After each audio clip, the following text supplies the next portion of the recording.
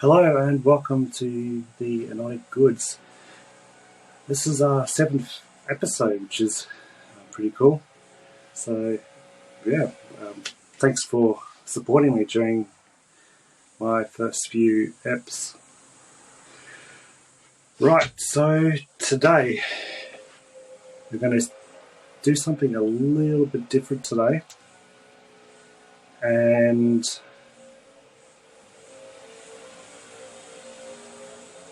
I am going to talk a bit more on the symptoms of mental health issues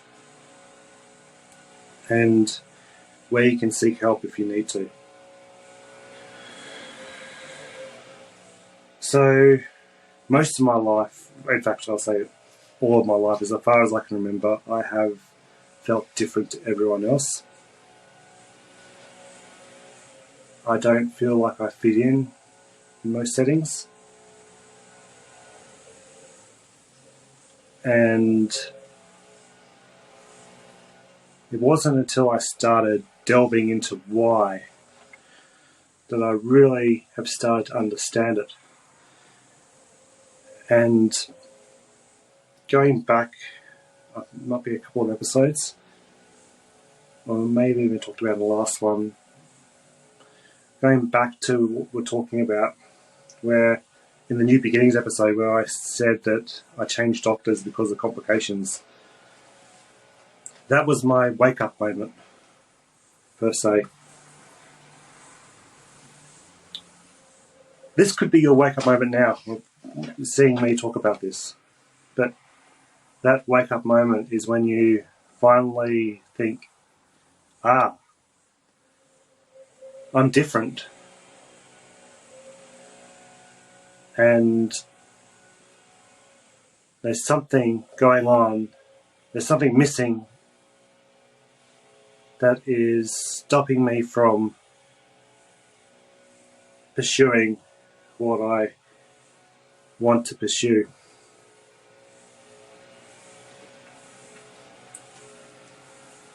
And I thought, many years ago, wow, I'm doing so much better. I'm doing so much better than other people with ADHD. I'll never need help. I'll be alright. I might need to go pursue helplines and that, but I thought I was cured, and that's why I was giving back to the ADHD community by working at the Outs of ADHD organisation in New South Wales. Well, they're actually all Australia now, but and that's why I started giving back. But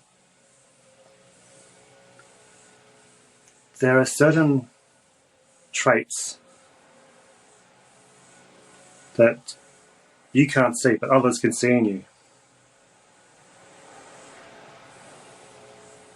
And for me, it took losing my medication for a few weeks to actually realise that I have anxiety hidden within me, and depression and other mental health issues.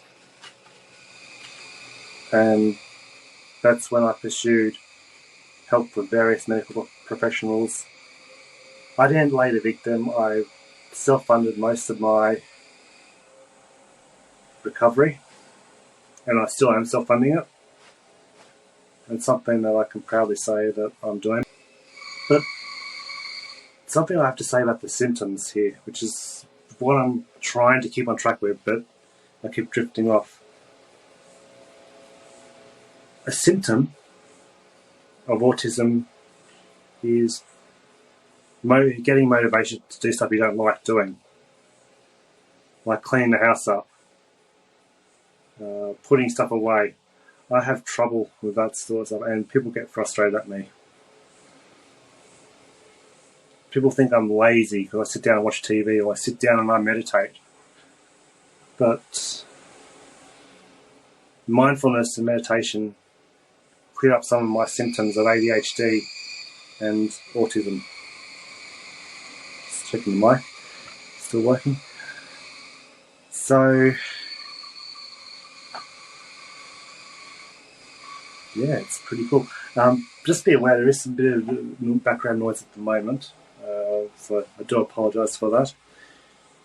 But yeah, this is the thing I love about doing these lives. You can sort of, things change all the time, you know, and the awareness of what's around you and all that. And that's sort of where I have managed to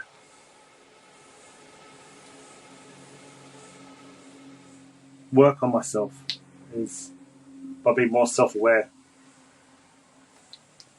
Now with symptoms, I'm going to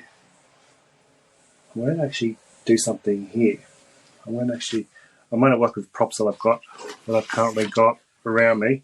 Now I've got a bag here. Okay, so this is just a fishing bag. It's from Silver Rocks in New South Wales. But yeah, what I'm going to show you now. Okay.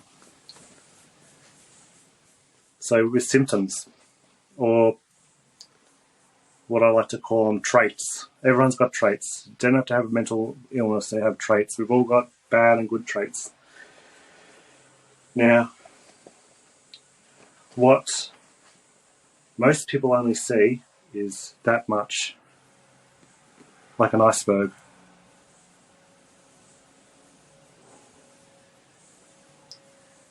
And in fact, not even yourself knows what's below, everything that's below the waterline. So you've got the waterline here, and look what's below the waterline. So this is the waterline. Look how much is below there. So that's all, everything about yourself is below here. Most people only see up here, at the top of the iceberg. That's mind-blowing. And you yourself, you probably only see, because you probably don't see most of the stuff up the top here. Like, you probably only see half of it. Like interrupting people, and I don't realise I interrupt people at times. Or I can ask the same question over and over and over and over again. That's a trait up here that I can't see. Or maybe it's below the wall, I don't know. But it's just the concept, but it's a way you could think of, it's an analogy you could use to think of how much we are, you know?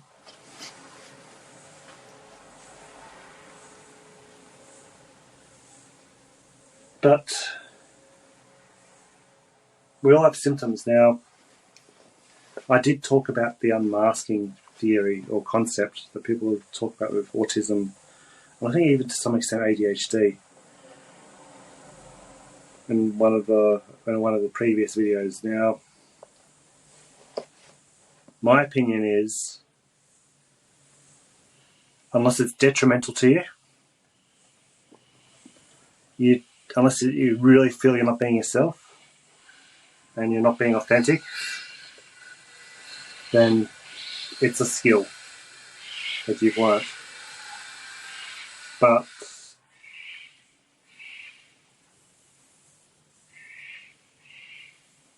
if you don't feel authentic, it's a false belief, and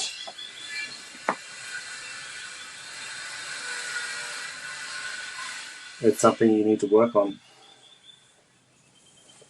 It's a bad habit that you've learnt over many years to survive. And I think that's where the unmasking concept comes from. But my understanding of it is that you're unmasking everything, good and bad. Oh, sorry, I touched the microphone there. Which I don't necessarily agree with. Right? I'll give you an example. This is not related to anyone. This is just something I'm making up right now. You've got a child. who's got some sort of health issue, some sort of mental health issue, and you're sitting in a waiting room and there's blocks, and they just keep stacking these blocks up, knock him down. Up, knock him down. There's 5 other people that are in that waiting room, and they're all getting fed up with this behaviour because the blocks are hitting them and stuff. 5 years down the track, that child is treated for a medical condition. I won't actually say which one because I'm not going to go into specifics. They found a way to get around that hyperactivity by, I don't know, doing something they really love. Or maybe it's computers or something. Maybe they've hyper-focused on computers and play games. That's their outlet that gets rid of some of their hyperactivity. Now, yes, that could be a bad thing in some ways, but if they can control the habit or they can sort of just set a timer for half an hour, gets it out of their system, that's a good habit. Or maybe they've got too much energy, they go to the gym and do boxing. That's a good habit. You don't want to unmask that. You don't want to remove that out of your life. If that's helping you, why would you remove that skill or strategy to survive in this world? We have people on the spectrum and not on the spectrum. We need to have strategies to survive. And this is what I'm about now. I have spent many years learning about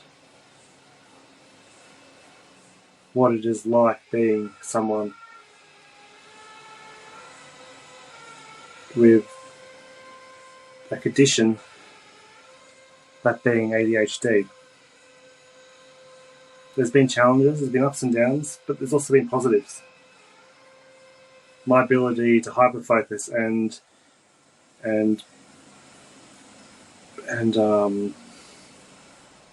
keep stuff going when there's problems. Like, here's another analogy.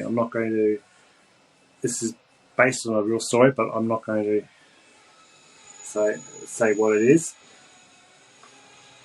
Just say I was in a workplace and I was on a project, and that project was critical to the company. There was a project manager, and suddenly the project manager decided he's going to leave, skip town, go home, go interstate, big on new job, saying in another state somewhere, or another country even. I'm on secondment to this particular project. Now, my feeling is something I learnt from working on the workforce is I like to get stuff done. I can't just leave the project, put it on hold, and forget it. So I would make a strategy to keep that going because I'm hyper-focused on this project. It's something I love. It's something of passion. So I'd keep it going until we had the replacement for that person that left and moved on. This is what I'm coming to. This is what I'm about. So what was the symptom of that?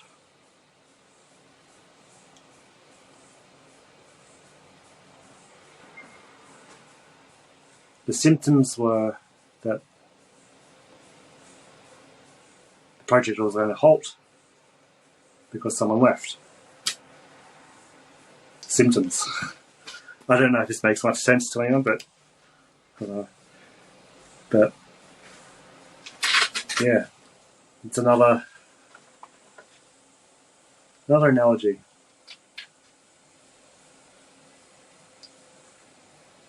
And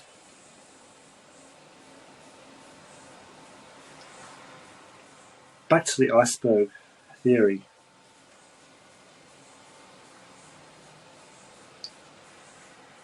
Say I went to a job. Normally, it's like my first job, okay? I've got ADHD. I start working on a project somewhere.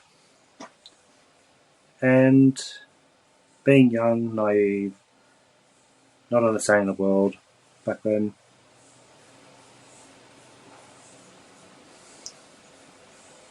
we're in an important meeting and they talk about something that's confidential and they say don't talk about it.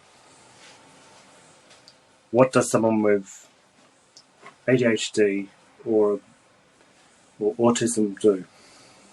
Like, can they keep secrets or can't they? You think about it. This is hypothetical, completely hypothetical, but what happens if that person that's on the spectrum goes out and starts talking to the client with confidential information? Well, the result is they get fired, potentially, or disciplinary action. Now, why am I bringing this up? Let's say Mr. Joe Bloggs gets fired because he broke that rule of confidentiality with the client. He couldn't help himself. He was impulsive and that. He's just learnt a lesson. I know it's a hard way, but he's learnt a lesson. What Mr. Joe Bloggs will do next is apply for another job. Now, there's two scenarios here. You can either learn from that mistake, or you can repeat it and make your reputation even worse. But the problem is, if you don't know what your mistake is, well, you might repeat it again in the next place. And I suspect in some cases there are instances where people just don't know why. Why did this happen? How can I learn from that?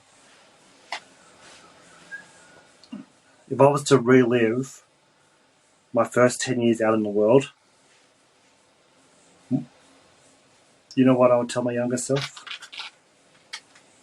I'd say, get a book and write down every mistake you make. Just keep writing them down. That way you learn from those mistakes and potentially you reduce that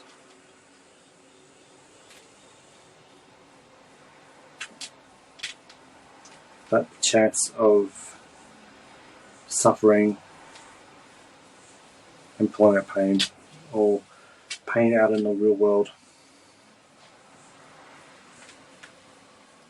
But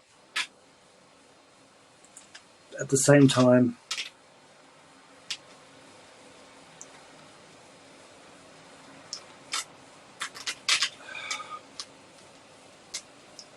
it was sort of good some of this stuff happened because I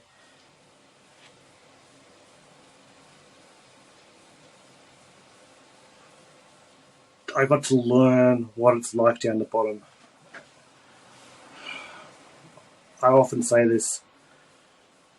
when you first start out in the world, in the career, start at the bottom, learn the ranks, learn what people do at the bottom of the chain. That way you understand their frustrations. As you grow, you understand what it's like doing those menial jobs. And keep writing that list of mistakes, because that could be the most valuable thing you have.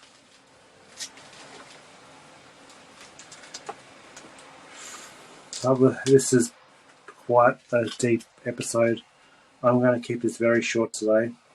I feel myself getting a little bit exhausted from talking about this. I will do a part 2 on this.